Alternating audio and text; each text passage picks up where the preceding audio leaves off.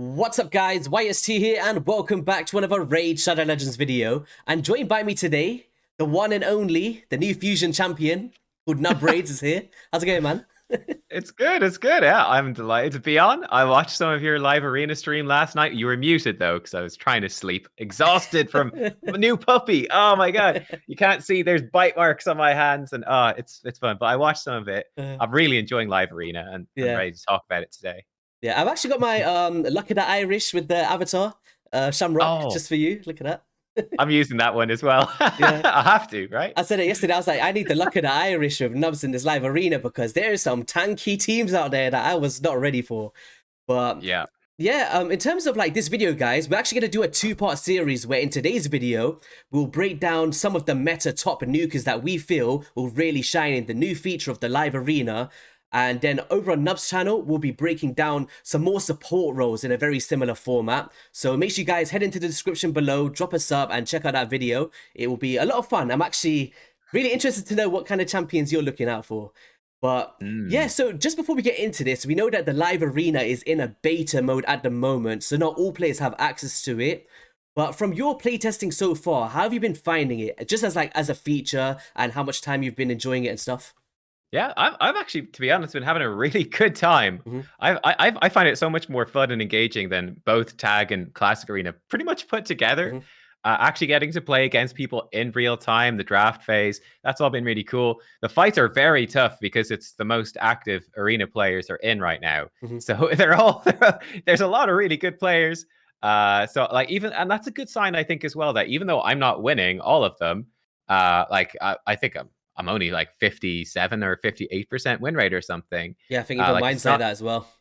Yeah, like which is not amazing, obviously, but the fact that it's still fun even when you're losing a lot says a lot about it, that it is actually working quite well. So yeah.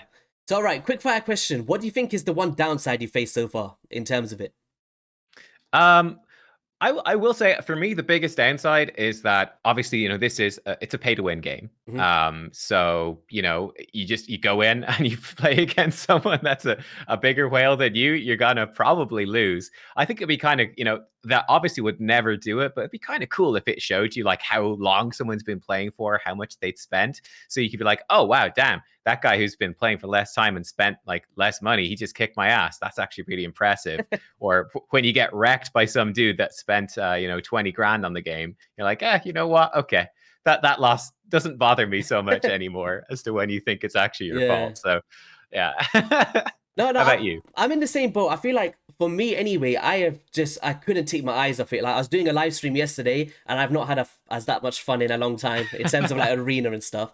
I'm not really a platinum orientated person. I've never had the feeling that I want to go for platinum, but for some reason the live arena has just got a hold of me. Like when I'm seeing those UTC times, I'm signing on, I'm having fun with it. I think the one downside for me is the fights can be very long, which I don't mind personally. I find it very engaging and stuff, but I can see because Raid is such a time-orientated game and there's so much time to be invested in other places, it's really hard to sit in these battles for 30 minutes and it might take you a very long time to start climbing the ranks.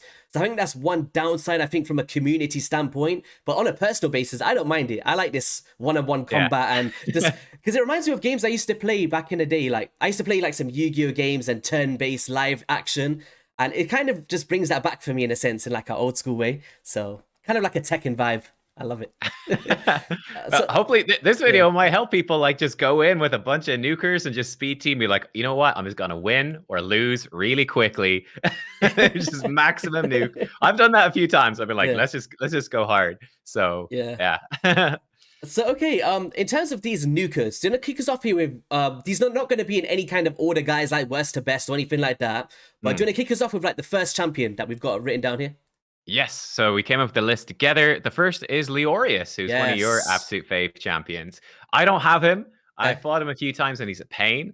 But obviously he comes in, he's got the two big AoEs, and then he's got like the passives that are giving him the unkillable, the immunity to crowd control as well. That becomes really difficult to deal with, I think, in live arena, where you might not have like, a block passive or buff stripper, things that can deal with him that way. So yeah, I found him to be really quite scary. Actually, Leorius is a beast. Yeah, you've been using him. Yeah, I've definitely been using him, yeah. Yeah. It's one of those ones where I feel like in live arena, the difference is, in a sense, that you want champions that have a form of self-sustainability or a form of self-buffing. So we'll speak about a few of those later, but like with a Leorius, he's got an unkillable. So let's just say your revive champion gets banned hypothetically. He's got a way to like self not die in a sense, come back, boost his damage of his passive effect, and then maybe still clutch that win, which I still managed to do once before. Really strong A1s as well. So these things really play a big factor in it for sure. Okay, so next one for me is one that I don't use a lot. It's going to be Mortu Macaab. Now, Yeah. Mortu Macaab for me is one of those champions where you need to rely on like AoE hitters, so Mighty Ukos or that Supreme KO. Did you go for him? The Supreme KO? You did, right? I did. I Yeah. have Supreme Kale. I haven't used him yet, but I have him. Yeah, so you need to be going for champions that's going to enable the passive, not single target damage dealers that they could just ping pong around you and just not hit your Mortu and then kill him at the end, right? So that's kind of one thing or strategic way to use the Mortu. But it's just basically sit there like a sitting duck, tank him up and deal this peril and just take them all out one by one. Is this somebody you'll be using in some teams? Yeah, I use them. I actually use them a ton for Tag Arena. So I've got two built and I've used them both.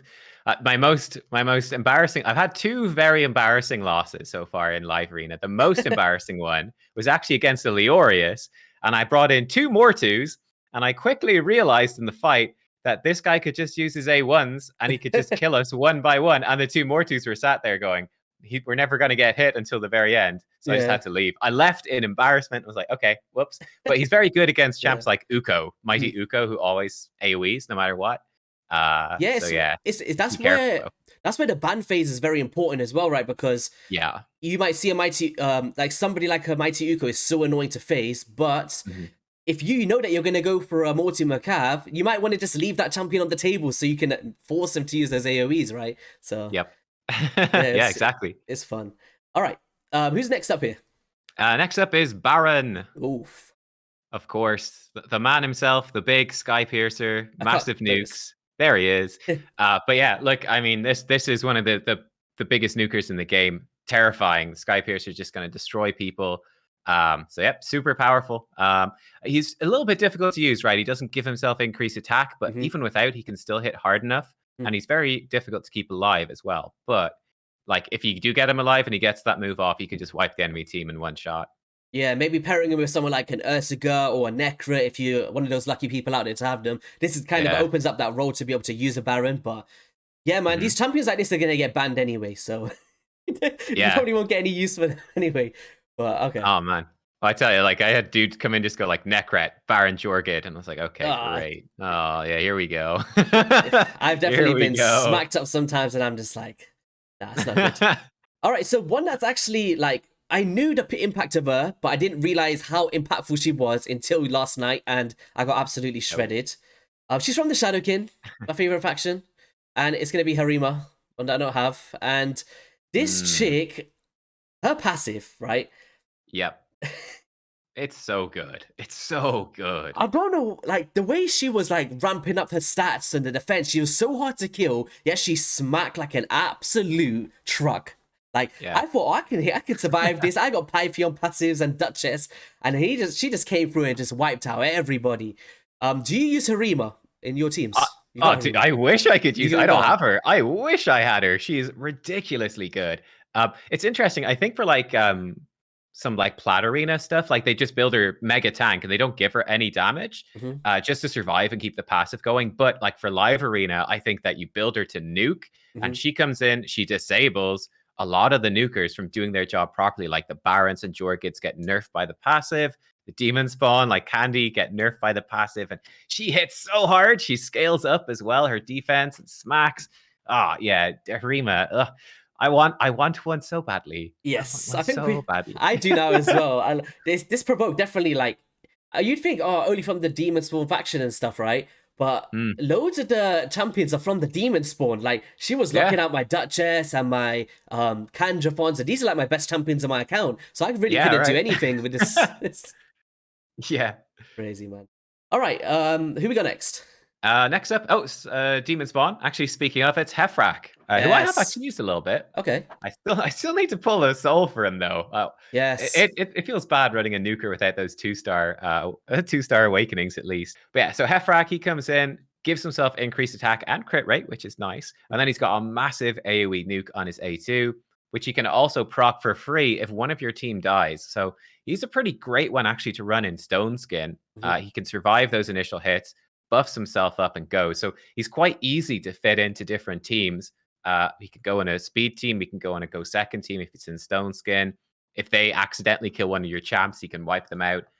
So yeah, he's kind of a beast. Yeah, no, he's crazy. Like I faced him the other day, right, or yesterday night, and I went on for like 22 minutes against some dude, and I was like, oh, this Hephraak, like, because the fight was going on for so long, I thought the Hephraak just didn't have the damage capability, so I didn't, I was trying to like time everything, so I just thought, oh, let me just not use my perfect veil and increased attack now.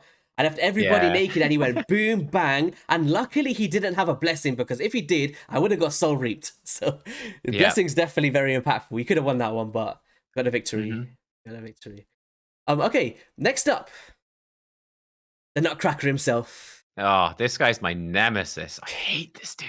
I hate him. He's scary, man. Like, when you see him, like, there's champions like Duchess on the table to ban, or a Siffy, and you're like, oh, shall we just go for them? And then you see, like, a 4-star blessing Georgid, and you're like, I can't let them have that shot there, man. I'd rather just die from someone else.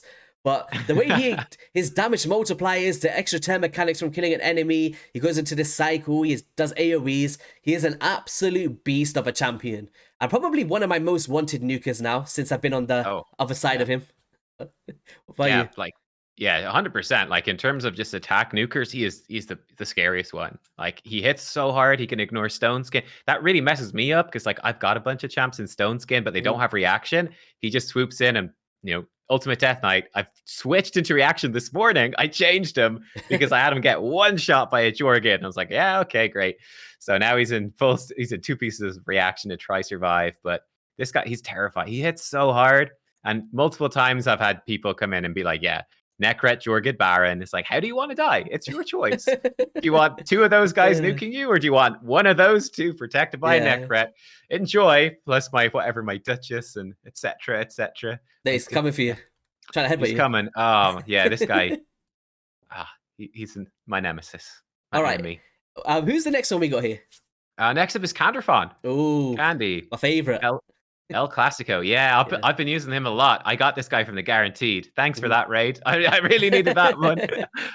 He's a beast though. He's got like the strongest A1 I think in the game. I think the new guy that doesn't make our list because no one has him yet, but the new Void Lego from Live Arena. I think his A1's pretty similar. Yeah. But this one, it smacks. He's survivable with his passive as well.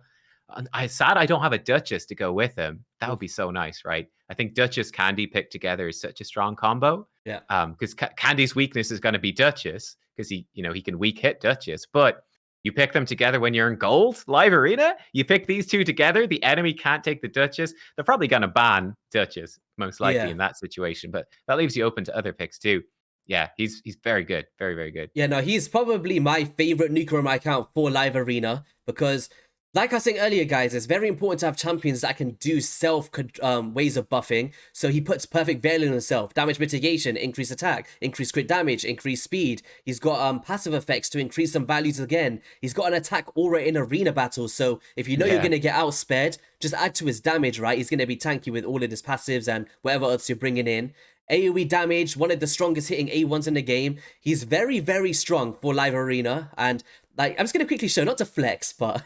like I managed to get a 5-star blessing on my Candy, right? That's dirty. This dude in like, it's not the best stats in the world. We've got like 320% crit damage. I need to get a bit more attack, but I've been feeling the value of him, especially with like a Soul Reap. And he's just been nuking everyone down, and I've been loving it, man. Have you tried Lightning Cage on him? That's kind of nice if they have buff strippers. Yeah, I tried Lightning Cage, and one of a blessing I just wanted to briefly talk about while we're here.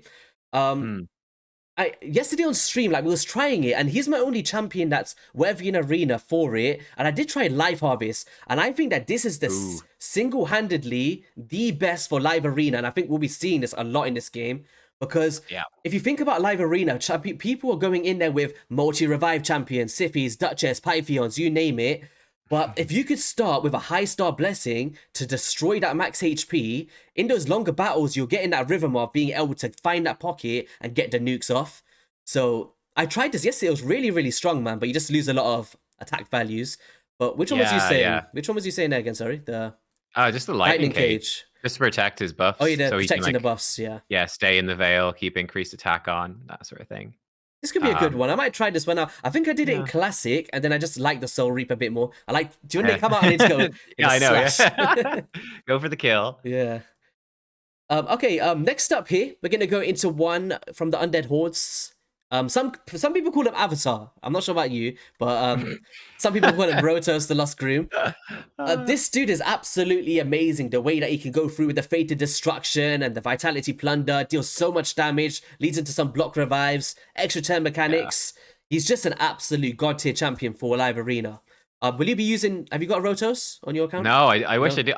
He arguably is the strongest. I think like number one on the list is arguably Rotos. Like, he's so good. I fought him a lot. People pick him constantly. Yeah. I don't have one, which sucks. I don't have a Siphi either though, so at least I can, relax that way and say, okay, well, yeah, it wouldn't be that amazing if I had him, but realistically, no, it would be amazing. He's just so good. He's so tanky, so survivable. The extra turns, if the fight goes on for long enough, he just ramps up and wipes everyone. Like, yeah. It's so frustrating to lose against as well. Like, when he starts proccing extra turns and you're just sat there going like, oh my God, give me my turn. What are you doing? And then you're dead. And live arena defeat. Yeah. Like, when I was playing it as well against a Rotos, he was like, I had 3 people left alive. I thought, yes, only a Rotos left, finished. He just went ping, pong, ping, and I was gone. And I was like, what? Yeah. I'll never speak too soon against a Rotos, man. But I've actually got a Rotos, right? People are probably going to kill me in the comments. I've never been a fan of him. I don't like him. What? I know how strong he is. I know how he's super OP top tier, but I've never took the time out to want to invest my best gear onto this champion. I don't know why. I just don't know. Maybe I'm just more of a fan of AoE nukers like Leos and Barons but with live arena, I'm starting to consider to use more of these single target ones because they're just so valuable. Like, if you get locked out with a Yameko, you still got that A1 there and just boom, boom, boom, sort of thing. And he's got such a short cooldown on his other moves. And he can extra turn into all the CDs are back. Deals with Duchess pretty well. Yeah, he's good. Next one, similar champion in a sense. It's Cruetraxa on the list. Love it. Yeah. Oh, you like her. I have this one. I'm going to use her, actually. I haven't tried her yet, but I will. I will. I feel like she's like Rotos, but not as good.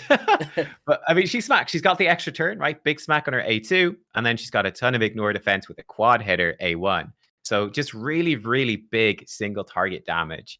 Kind of simple, straightforward, but yeah, just snipe down those single targets, rip through the revivers, pick them off, and then take down the damage dealers after. Yeah, no, I think this is one of the best A1s in the game. I really love it. Like, if you could build with Helm Smasher and Savage and you can manage to keep her alive, this is basically ignoring 100% of the target's defense. So it's just raw HP at that point.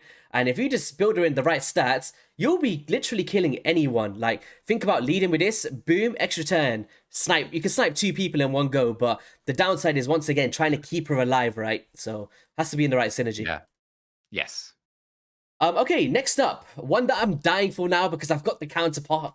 Oh, you do. Taras. Ooh.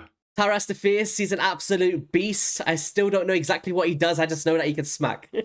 Yeah, that's basically it. Do you know if you don't have the champion, right, and it's so top tier, you don't even want to read the kits because you just don't want to know what's coming your way. Yeah, to be fair, his kit is so disgusting. There's so much there. Yeah, it's like, spare yourself. Just cry. Just know whatever's coming your way, it's not going to be good, pretty much. Yeah. But he's got all incoming damage from skills is reduced to 50%. He's got loads of multipliers in his kit. One of the best HP nukers in this game. If you know about this dude, you've probably been smacked by this dude. Crazy. Yeah. Right? Please send it to me.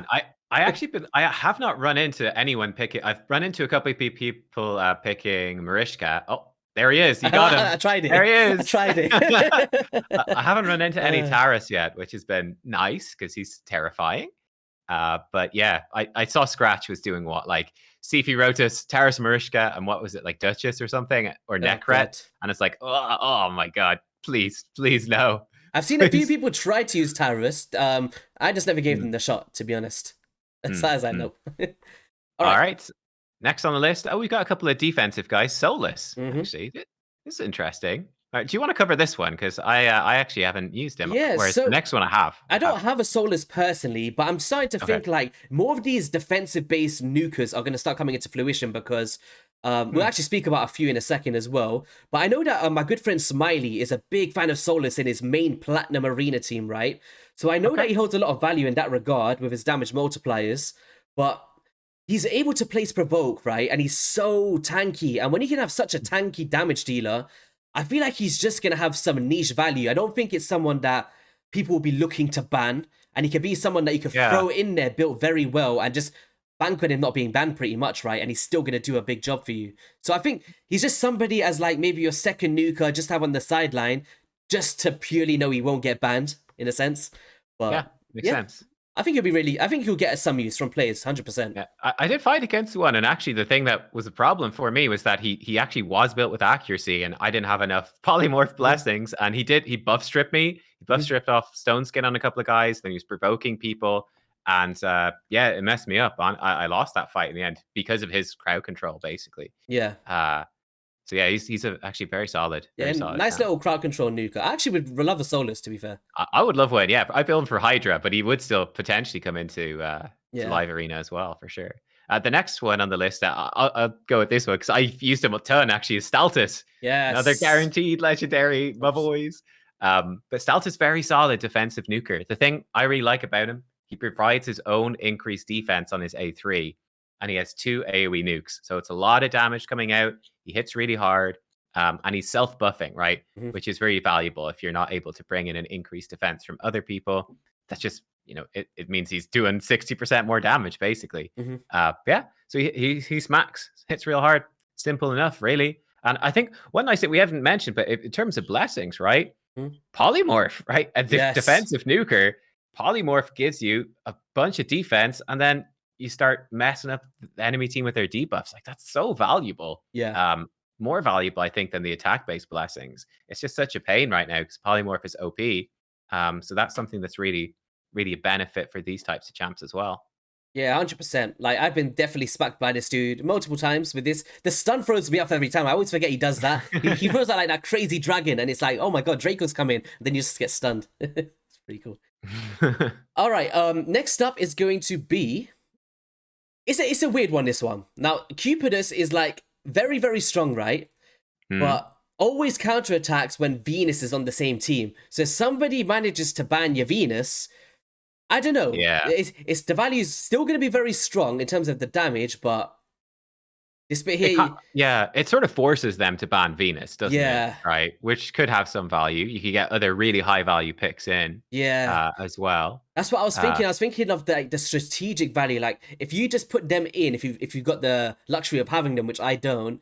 Like, you could use it, like, knowing in your head that one of them will get banned, so you've got an extra slot to just choose someone else that you really want. So, maybe, like, a strategic one, I guess, but still holds a lot of value on his own. Like, good damage multipliers, all AoE abilities, self-buffs. Nice, man. Yeah. It's a great champion. Yeah, he's still a good Spirit Affinity nuker, for sure. Hey, can I throw in my cheeky pick here that wasn't on the original list? I got it. I love him. Turvold. He's a beast. I love this champ. Another guaranteed champ. My faves. I love him. Oh, man. Like, when this guy came out as a guaranteed, people were like, oh, he sucks for 80 voids. It sucks. This guy's a monster, man. I use him in Sand Devil all the time. I use him in Hydra. He's a monster. I'm using him in Arena now. This guy, he's freaking awesome. He's so good. Best 80 voids I ever saved up and spent. And they were free voids as well. I didn't buy any of those. Is that the one where you got the Yamako as well in that same pool? No, that was the one. 10x. Yeah, but I don't think I got much on the way to Turvold. So what do you love about Turvold? Enlighten us. His single target nukes are just so powerful. And because he's this extra turn on his A2, right? He's basically going on like a 2-turn cooldown on Juggernaut. He gets it back if he kills anyone, in fact. Like, he's just a monster. He just comes in, he self-buffs, and he hits like a truck. Obviously, people kind of copped on and have been using him in Platinum Arena now with Necret. that's going to be a combo that's very difficult to put together in live arena. Like the Necret's probably going to be banned away, but again, it opens up some strategic stuff. But yeah, just for going in and like taking out those super tanky like Duchesses or Sifis or whatever, just Pythons, and just he can kill anyone. And he doesn't rely. He hits so hard, and he doesn't rely on increased ignore defense. That's what people are using him for, is to deal with Harima as well, right? That she really neuters Georgid and Baron's damage and Candraphon's damage as well with her passive a good bit too. Turvold is like, I don't care. I hit so hard, I kill them anyway. I just blow him up. Goodbye. And yeah, Sheep makes the buff strippers weak, so makes his damage super high too. Yeah, this guy, he's good. He's good. Yeah, I always looked at him as just like a clan boss champion, but I've started to see some people use him in the arena stuff, so it's really cool to see like him being used like properly now. Hell yeah. All right, so very similar to that champion that you just mentioned, we're going to talk about a faction I can't remember his in. How did I not remember that? There we go. Yeah, he's the most dwarfy dwarf in the game, man. Come on. Mountain King. I don't know why I thought Sacred Order for a second. I thought it was armor or something. But yeah, Mountain King is one of those champions that, because he's so tanky, you're gonna be able to survive that early onslaught, right? He's gonna come through. You can put him in a bolster set. He's gonna be very strong in that. You can go through and ignore 50% of the target's defense based on his HP and attack. Now, this one hits like an absolute wrecking ball, and then you got this one here that can ignore shield and block damage buffs. So if you come up against opponents with like some shield buffs, you're able to just go through that. And a nice little A1 here as well. But if you're looking for somebody that's just going to survive a long time and annoy your opposition, look no further than a Mountain King, man. Like, do you use Mountain King on your account? I don't have him. You don't have him? I don't have him. No, he's so fun. If you love Turvold, you'll love Mountain King. He's so good. Gonna bring him in soon. Oh, God. I can't wait to pull him for Sacred Order Faction Wars. That's what I'm waiting for. Yeah, he's in here. Like, he's in there. It's this dude. You just have to like strip everything down. It's good. Oh yeah. All right, who we got next? All right, next Yes, Ragash. Actually. Another defensive nuker. Great one. So yeah, he was also previous guaranteed champion. So I do have him. I haven't used him yet, but Spirit Affinity. He's coming in. He's got good nukes. He does provide his increased defense with his A1. And he's got some actually kind of nifty team utility as well with his passive and with the A3 too, like protecting. So some flexibility there in terms of like you could build him as sort of like a speed nuker, go in and unlock him down. You could build him as just a straight up nuke, more of a go second champ. So yeah, I don't think he's like super top tier. Like he's not anywhere near like Harima level, but he is still very solid, and he's a good affinity, I think, too. For going into stuff like he will be able to deal with Duchess. He struggle with Rotos, of course, but he's going to deal with Duchess. He's going to be pretty good against Candy as well. So some of the Mountain King we just mentioned, it's going to be good against some of those good picks. So King from Tekken, my buddy. I wish if they could just make a champion right with those claws and then a red mask, I'll be happy, man, because that'll be my logo. It's the Wolverine with the thing. I love a Ragash, man. These are all guaranteed champions. I just never have the shards, man. Yeah, it's because you pull them every collab. You spend them all. I even did one today. Another void shard. He did. All right, so guys, that was kind of like our official top 15 to 16 list in terms of like mainly legendary champions. But towards the end here, I just want to say like, you just use who is the best in your account, right? Don't look at these legendaries, get intimidated. Remember that over time that the live arena will be balancing out a little bit. All of the endgame players will get pushing up into the higher ranks. And then hopefully, fingers crossed, you'll be facing more of your player level at the lower stages. But just to give some honorable mentions on some epics that I thought would be very cool. We just go back to back on a few of these. I'd say Skull Crown is probably one that's very good to look out for, especially if you've got a higher star blessing, because we've got all AoE abilities, and she's got that self-way like a Leorius to place that unkillable buff on this champion, right? So a way to keep her alive, she's going through, and she's always counter-attacking in the right stats and masteries and stuff. She's a pain to get through, especially in like the lower tiers. Yeah. And she's got a speed aura as well, which is actually really good. So that's going to be quite useful. Again, you could get a good speed aura, win the speed race, which could be massive, again, for like newer players especially, where you're not going to have like the tanky stats and sets to go second and win. Could be pretty clutch to have a damage dealer bring speed aura. Yeah, and I was also thinking like a Magna would be like a Yeah. strong one because I'm sure many people might have him from the fusion. I think it was the Mother Cyber with the Cornelia and stuff. A Magna Mm. was available in that fusion, and he's got one of the best AOE max HP nukers in the game, right? In terms of epics. So if you're looking for someone with a survivability and also can smack like a truck and hits twice, I definitely look no further than this dude, right? Yep. Yeah, he's very solid. Very, very solid. Any honorable mentions that you got there in terms of just like some Uh epic nukers or any other Epic nukers? Nukers. I mean, who's the Shadowkin guy? He's always good. Oh, Genbo. Genbo, yeah. Genbo's a good solid pick. Yeah. Just hits hard, basically. Simple as. Doesn't do much else, but like buffs himself up. You can build him 70% crit. Hits hard. He's got a speed ore actually as Yep. well. So yeah, a lot of people got him if they had Amazon Prime, got him for free. So yeah, Genbo, Void, no weak hits, does a good job. Yes, really good job. All right, guys. That is going to be all for today's video. Make sure you guys go ahead over to Nubraid's channel and check out the part 2 where we're going to speak about some support champions and stuff. And also, if we missed out any of your favorite nukers, don't kill us. We're just trying to stay on the top of the top here. This is like the best of the best. But if there is anything that we missed that's very, very strong, please let us know in the comments so other people can see that as well. And Nubs, thanks so much for coming on today, man. It's been a blast. Yeah, no problem. It's been it was the bomb, which is maybe the one thing we missed. We didn't talk about bombers, but bombers are good too. Yeah, that's true. It's true. I don't know. Like I was thinking of putting bombs on the list, right?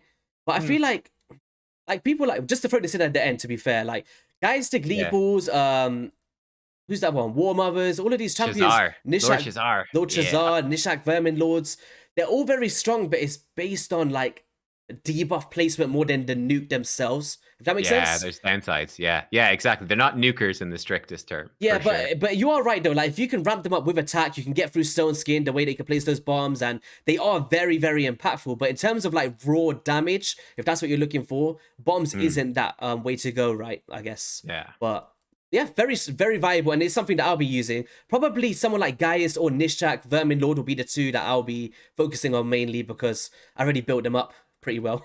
Yeah, I've got a 6-star soul for Lord Shazar, so I've been using him. Have to, right? Yeah. But there we go. Bomb champions for the win, guys. We'll catch you in a video soon, and peace.